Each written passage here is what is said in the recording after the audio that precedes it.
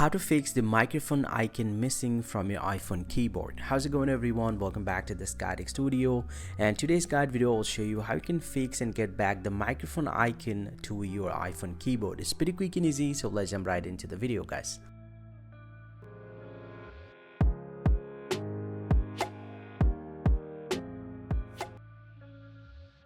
So now to fix the problem, first thing first, check your dictation settings. Open up the settings app from your device and then scroll down, tap on general, scroll down, tap on keyboard, and under the keyboard you just need to scroll down a little bit and make sure the enable dictation should be toggled on. You just need to toggle on this option and tap on enable dictation, and most likely the problem is going to be solved. If you open up the keyboard again, you'll get to see the microphone icon is back. But if you're still not getting the microphone icon, you can force restart your iPhone. You can press and release the volume up, press and release the volume down, and press and hold the power button until you see the Apple logo appears, and this will actually force restart your iPhone. And once you get back, most likely the problem is going to be solved. Hope you find this video helpful, guys. If you do, please drop a like and subscribe to this channel. See you guys around, and thank you very much for watching.